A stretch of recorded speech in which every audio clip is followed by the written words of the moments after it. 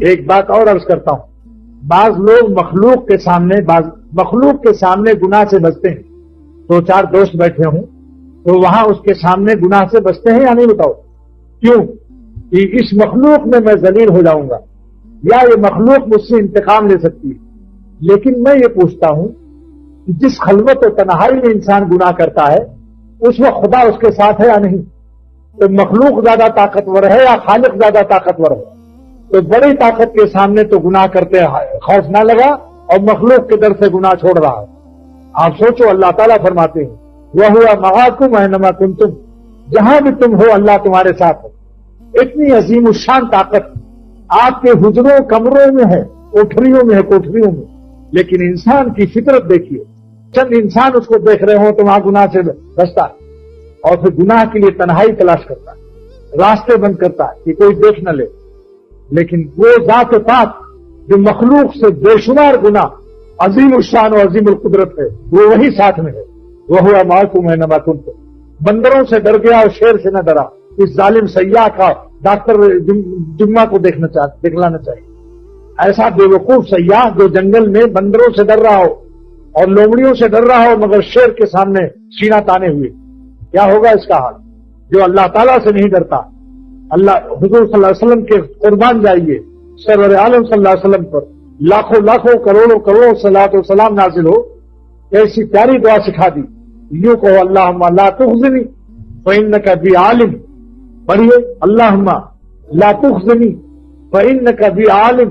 اے اللہ ہم کو ذلیل نہ فرما، کیونکہ جس کوٹھری میں ہم گناہ کر رہے تھے وہاں آپ ہی موجود تھے، آپ ہمارے سارے عیب کو جانتے ہیں. اللہم لا تخزنی فإنک بی عالم. اے خدا ہم کو رسوا نہ کرنا، مخلوق سے تو ہم چھپ گئے لیکن آپ اس وقت بھی تھے جب ہم گناہ کر رہے تھے. یہ حضور صلی اللہ علیہ وسلم دعا سکھا رہے ہیں. قربان جائیے کیا پیاری دعا. اللہم لا تخزنی فإنک بی عالم. پس تحقیق کہ آپ خوب جانتے ہیں جو ہم تنہائیوں میں، خلوتوں میں، کوٹھریوں میں، حجروں میں چھپ چھپ کے جو گناہ کرتے ہیں، اے خدا آپ وہیں ہوتے ہیں اور آپ اپنی قدرت قاہرہ کے ساتھ اور اپنی چشم کے آنکھوں کے ساتھ دیکھتے ہیں. لیکن آپ کا کمال حلم و کرم ہے کہ آپ جلدی بدلہ نہیں لیتے، موقع دیتے ہیں کہ شاید اب توبہ کر لے، شاید اب توبہ کر لے. وَلَا تُشْقِنِي بِمَعْصِيَتِكَ، اور اپنی نافرمانی سے. ہاں اللہم لا تخزنی فإنک بی عالم ولا تعذبنی فإنک علی قادر. اور آپ مجھ کو عذاب سے بچائیے کیونکہ آپ مجھ پر پوری طاقت رکھتے ہیں. تو چاہے کر دیں، چاہے تو دم میں کینسر پیدا کر دیں، چاہے تو گردے بیکار کر دیں، چاہے تو موٹروں سے ایکسیڈنٹ کرا دیں، چاہے تو فالج گرا دیں. اتنی بیماریاں پیدا کر دیں کہ اس کی چیخ سے پورا اسپتال لرز جائے. میں نے بنگلہ دیش کے اسپتال میں دیکھا، اس کا پیشاب بند تھا، گردے میں درد تھا، اتنا زور سے چلا رہا تھا کہ ہاسپٹل کے حدود سے دور دور تک آواز جا رہی. اے خدا ہم سب کو بچا اور ہم پر ہماری نافرمانیوں کی وجہ سے ہم پر عذاب نازل نہ فرما. یہ دعائیں سیکھ لیجئے، پوچھ لیجئے اگر اس وقت. اسی لیے عرض کرتا ہوں کہ ایک چھوٹی سی کتابچی، ڈائری ساتھ رکھو، ایک قلم رکھو ساتھ. یہ طریقہ طالب علموں کا ہے. اب کوئی دعا ہے اب فوراً نکالا اور نوٹ کر لیا. یہ بزرگوں کا طریقہ ہے. مفتی شفیع صاحب رحمۃ اللہ علیہ نے فرمایا کہ میں جا رہا تھا حقیق الامت کے ساتھ خانقاہ سے گھر تک. راستے میں حقیق الامت نے کاغذ نکالا اور پنسل نکالی. معلوم ہوا یہ طریقہ اللہ والوں کا چلا آ رہا ہے. ہمارے آقے پر دادا، آخر ان کے طریقے کو ہم کیوں نہیں سیکھتے؟ ایک پنسل کاغذ ہم بھی ساتھ رکھے. حضرت نے پنسل نکالا، کاغذ سے کچھ کاغذ پر لکھا اور پھر اس کو جیب میں ڈال دیا اور فرمایا مفتی شفیع صاحب میں نے کیا کیا؟ فرمایا حضرت آپ نے کیا کیا؟ یہ کیا کہ پنسل نکال کر کاغذ پر کچھ لکھا اور جیب میں رکھ لیا. فرمایا کہ دیکھو ایک بات کی یاد آ رہی تھی کہ بھول نہ جاؤں، دل اس میں پھنس گیا تھا. اب دل کا بوجھ میں نے کاغذ پر رکھ دیا اور دل کو میں نے اللہ کے لیے خالی کر دیا. تو دوستو ایک کاغذ چھوٹی سی ڈائری 2 روپے کی ملتی ہے. اگر آج آپ اس وقت جس ہوتی تو آپ جلدی سے یہ دعا نوٹ کر لیتے یا نہیں؟ بولو. طالب علم استاد کی حیثیت ہوتی ہے، جو واز کہتا ہے اس کی حیثیت استاد کی ہوتی ہے. وہاں جلدی سے اپنا نوٹ کر لو.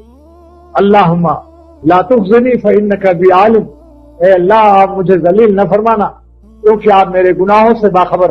مخلوق سے تو چھپ گئے مگر اے میرے خالق آپ سے ہم کہاں چھپ سکتے ہیں؟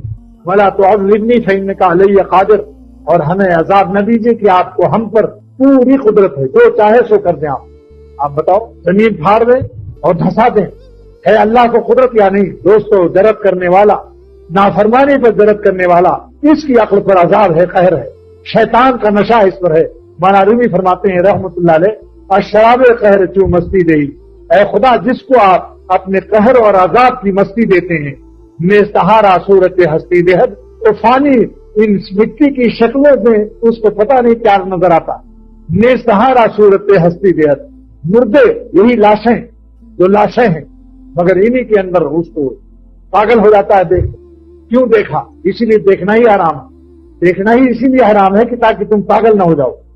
صورتوں کو حسن دینے والے نے حکم دیا ہے کہ میں نے ان کو ایسا جمال اور صورت دی ہے کہ خبردار دیکھنا مت، ورنہ عقل تمہاری خراب ہو جائے گی۔ لیکن اللہ تعالیٰ کا جس پر عذاب ہوتا ہے، یہ قہر الہی کی علامت ہے کہ فانی چیزوں سے دل لگا بیٹھے۔ اور ایک بات حکیم امت کی یاد آ گئی، بار بار کہتا ہوں، جس شخص کو اپنے گناہ پر پریشانی اور ندامت نہ ہو تو سمجھ لو یہ اللہ تعالیٰ کے عذاب میں مبتلا ہے۔ جیسا کہ ابلیس کو آج تک شرمندگی نہیں ہے، بتاؤ بھائی، ابلیس کو ندامت ہے؟ اس ظالم کو ندامت کہاں ہے؟ آج تک اس کو شرمندگی نہیں ہے۔ لہذا گناہوں پر پریشانی کا ہونا یہ علامت اچھی ہے۔ بزرگوں نے فرمایا کہ جو انسان کو زہر پیٹ میں جائے اور قے ہو جائے تو سمجھ لو اچھا ہو جائے گا، تو گناہ کر کے دل میں پریشانی ہو جائے اور رونے لگے تو سمجھ لو اس نے قے کر دیا۔ آج توبہ دو رکعت پڑھ کے اللہ سے رونے لگے۔ آپ بتلائیے، ایک صاحب نے ایک مہمان سے کہا اس کمرے میں سو جائیے، اس کمرے میں شیر کا بچہ منہ ادھر کیے ہوئے کونے میں بندھا ہوا تھا زنجیر میں، لیکن اتنا فاصلہ تھا کہ شیر اس کو کھا نہیں سکتا تھا، دور بچھایا اور زنجیر، لوہے کی زنجیر میں شیر کو باندھا ہوا تھا۔ رات کو اس کو پیشاب لگا، پیخانہ اور باہر لیٹرین۔ اب جو اس نے دیکھا تو شیر کا منہ اس کی طرف تھا، شیر کی آنکھیں اندھیری رات میں لال انگارہ معلوم ہوتی، سرخ انگارہ۔ بس اس نے جو دیکھا، اور ٹارچ بھی تھی، ٹارچ کو بھی جلا کے دیکھا تو پورا شیر۔ لیٹرین جانے کی ضرورت نہیں ہوئی، جو ایکسپورٹ کرنا تھا وہ وہیں چادر پر سب کچھ نکل گیا، لیکن بھاگا، ہفتہ ہوا بھاگا، اور پھر رات بھر نہیں سویا وہاں، اور صبح میزبان سے لڑائی کی کہ تم نے تو میرا ہارٹ فیل کر دیا ہوتا۔ اس نے کہا ارے یار میں نے تو مذاقن کیا تھا۔ کہا ایسا مذاق شرعن حرام ہے، ایسا مذاق شرعن حرام ہے جس سے مسلمان کا اذیت پہنچے، گھبرا جائے، خدا نخواستہ ہارٹ ہی فیل ہو جاتا۔ لیکن مذاقیہ لوگ بھی عجیب ہوتے ہیں، دیکھ لو، پیخانہ نکال لیا، یہ کوئی مذاق ہے؟ ایسا مذاق جس سے پیخانہ آدمی نکال لے کسی کا۔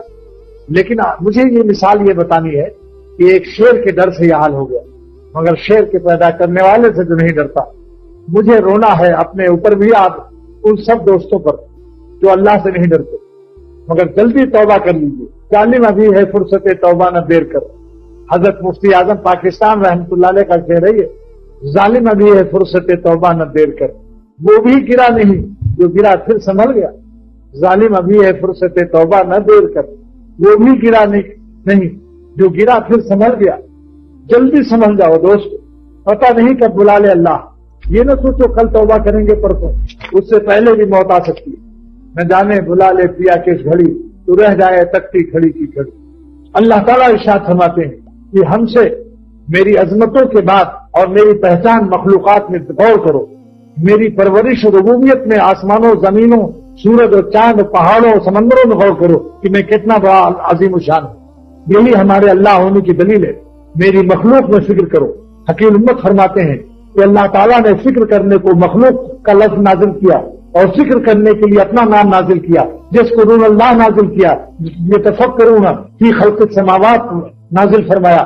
تو اس سے فرماتے ہیں حکیم امت مسائل السلوک قرآن پاک کی تفسیر بیان القرآن کے حاشیے میں حکیم امت فرماتے ہیں اس آیت سے پتہ چلتا ہے کہ اللہ برائے ذکر ہے، مخلوق برائے فکر ہے۔ اللہ برائے ذکر ہے یذکرون اللہ، اور مخلوق برائے فکر ہے۔ فکر برائے مخلوق اور ذکر برائے خالق، فکر برائے مخلوق، ذکر برائے خالق۔ کیا علوم ہے ہمارے ان بزرگوں۔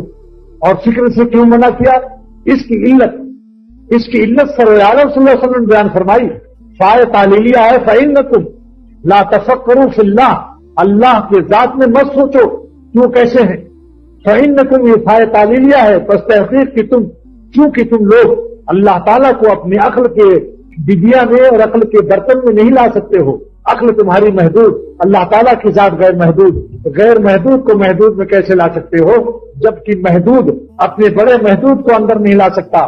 گلاس سراہی کو اپنے اندر نہیں لا سکتا، سراہی اپنے اندر مٹکے کو نہیں لا سکتی، مٹکا اپنے اندر حوض کو نہیں لا سکتا، حوض اپنے اندر دریا کو نہیں لا سکتا، دریا اپنے اندر سمندر کو نہیں لا سکتا. جبکہ سب محدود ہیں. یہ جب چھوٹے محدود بڑے محدود کو نہیں لا سکتے اپنے اندر، تو خدا تعالیٰ تو غیر محدود ہے، ہم محدودوں کے اندر کیسے آ سکتے ہیں؟ اکبر الہ آبادی نے کہا تھا، جج اکبر الہ آبادی نے، کہ تو دل میں تو آتا ہے سمجھ میں نہیں آتا، تو دل میں تو آتا ہے سمجھ میں نہیں آتا، میں جان گیا بس تیری پہچان یہی ہے.